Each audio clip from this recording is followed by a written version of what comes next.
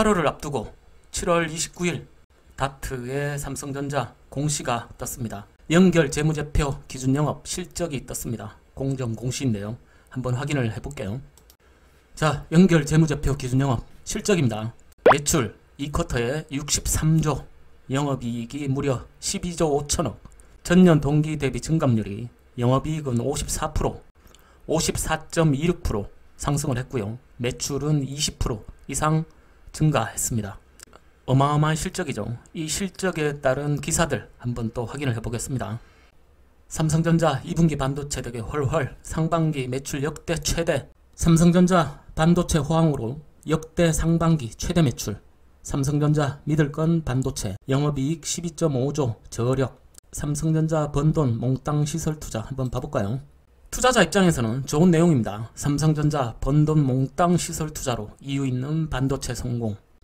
2분기 영업이익이 12조 5천억 원이고 시설 투자는 13조 넘게 하겠다는 내용입니다.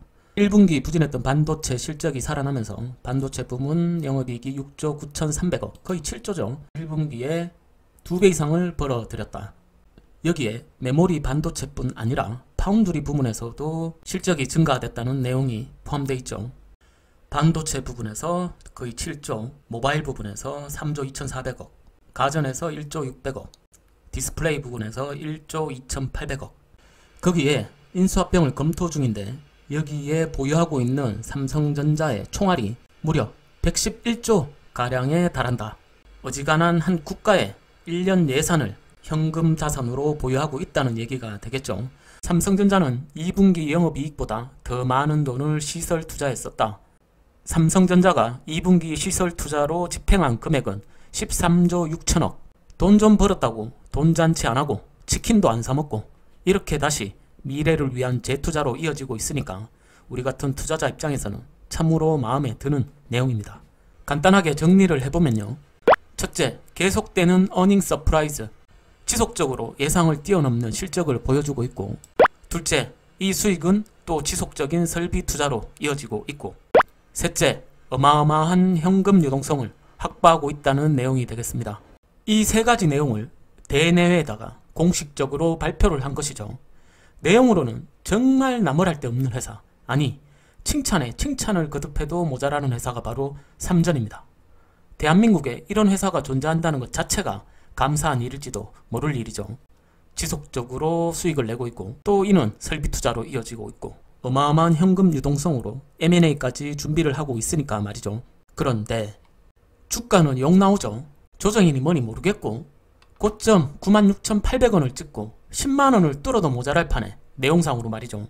지금 8만원도 깨지고 78,600원 이렇게 병신 핫바지처럼 비실비실거리고 있습니다. 벌써 몇 개월째죠. 반년이 넘었어요. 환장할 노릇이죠. 욕 좀 하고 넘어갈까요? 에라이 제가 주가에 일희일비하지 말라고 말씀을 드려놓고도 그래도 주가 이렇게 보면 답답하고 속이 상하는 게 인지상정입니다. 그럴 때는 속으로 욕은 하시되 지난 방송에서 제가 말씀을 드렸지만 위기는 또 하나의 기회라는 것을 명심하셨으면 하는 바람입니다. 자, 그럼 정말 주가가 병신 핫바지처럼 비실비실거리는 이유가 무엇일까? 실적 좋고 투자 좋고 현금 빵빵하고 도대체 주가가 비실대는 이유가 뭘까요? 왜 큰형님들이 움직이지 않을까요? 한번 생각해 보자고요. 첫째, 수익.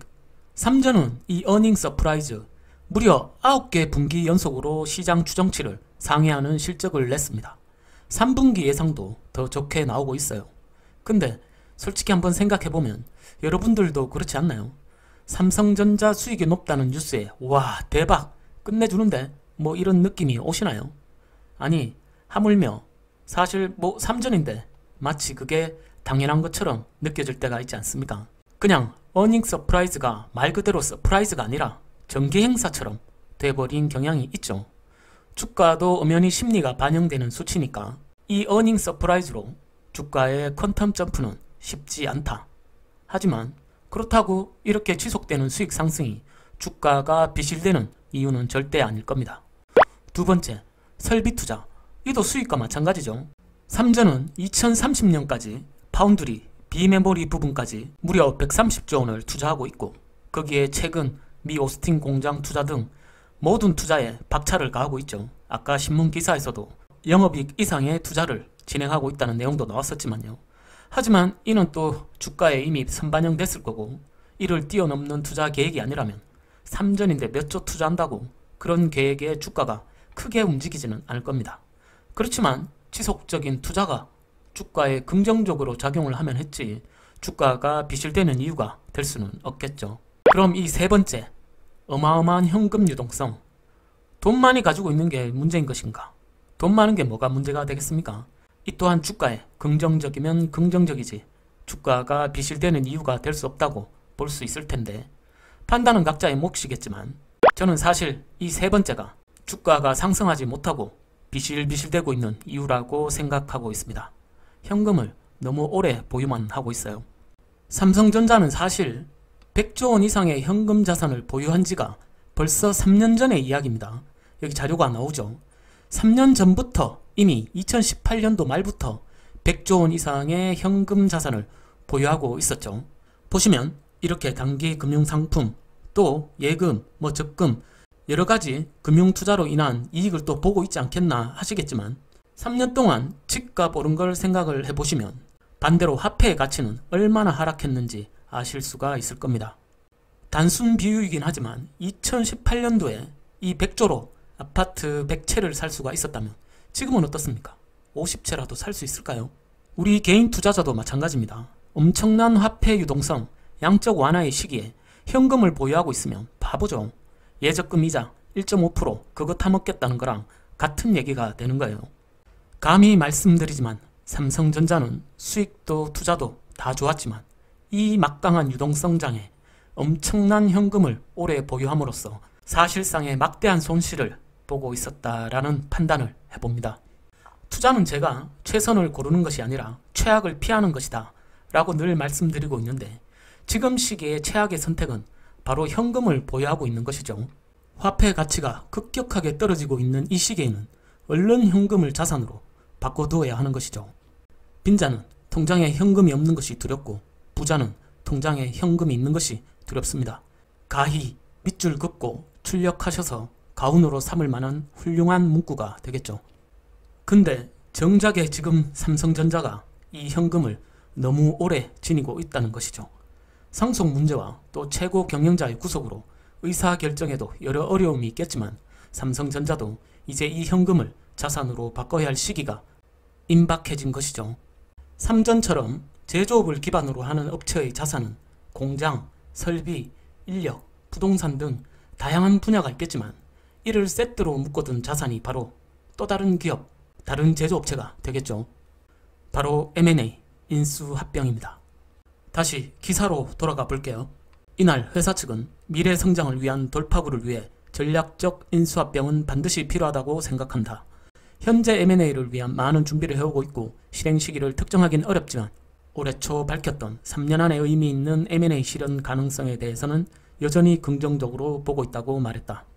검토 중인 사업 분야는 인공지능, 5G, 전장사업 등 새로운 성장 동력이 될 분야라고 밝혔다. 저보다 150만 배는 똑똑한 삼전이 이를 모를 리가 없겠죠. 3년 아니라고 했는데 이미 3년을 보냈기 때문에 제 생각에는 3년도 너무 깁니다. 아마 이 안에 의미 있는 발표가 나지 않을까 예상을 해봅니다. 언론이나 각종 투자기관에서 삼성전자와 인수합병 가능성이 있는 여러 업체들이 언급되고 있는데, 매물로 나와 있는 업체들 중에서 제 개인적인 바람도 섞고 해서 기대하고 있는 업체는 바로 이 NXP인데요. NXP는 글로벌 차량용 반도체 점유율 2위의 업체입니다. 네덜란드죠. 1위는 인피니언, 독일 업체고요. 과거 2016년에 퀄컴이 인수를 시도했었는데 당시 미국과 중국의 무역 전쟁을 앞두고 있는 분위기상 중국의 강력한 반대로 M&A가 결렬됐었죠. 당시 인수 금액이 하나로 약 50조 정도였는데 지금은 또 가격이 상승해 있겠죠. 60에서 70조 가량이 예상이 되는데 삼성전자 입장에서는 충분히 인수 가능한 범위가 되겠죠. 적당히 돈도 남고요.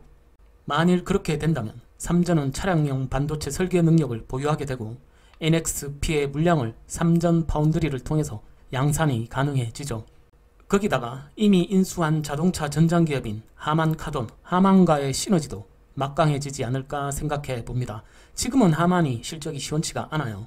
하지만 차량용 전장기업인 하만의 그 시원치 않은 실적이 또 자율주행 등 NXP와의 인수합병 가능성을 높이는 이유가 될 수도 있을 겁니다.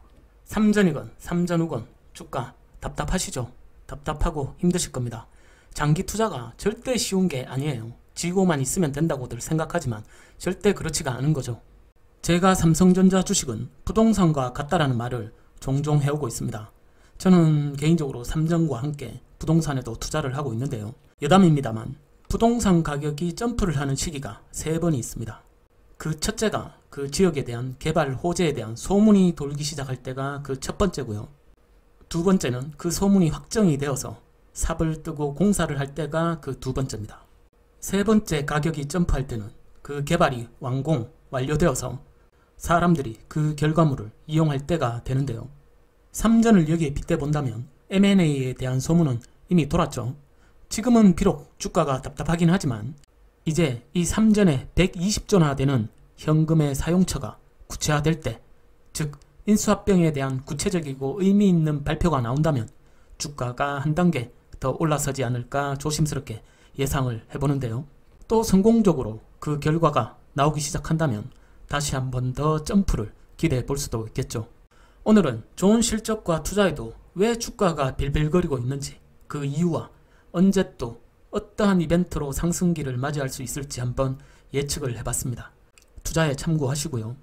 장기 투자 하는데 그 장기 투자가 얼마의 기간을 뜻하는가 라는 질문을 제가 많이 받곤 하는데, 저야 뭐 평생을 팔지 않는다 주의이긴 하지만 오늘 3전에 최소 장기 투자 기간이 도출된 것 같습니다.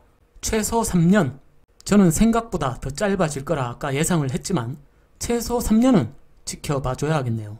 팔 때 팔더라도 기왕 장기 투자하겠다고 맘먹고 들어오신 거 적어도 이 이벤트는 보고 가셔야 하는 겁니다. 그럼 지금을 포함한 그 이전에 3년 안의 시기는 뭐다? 그렇죠. 매수 구간이죠.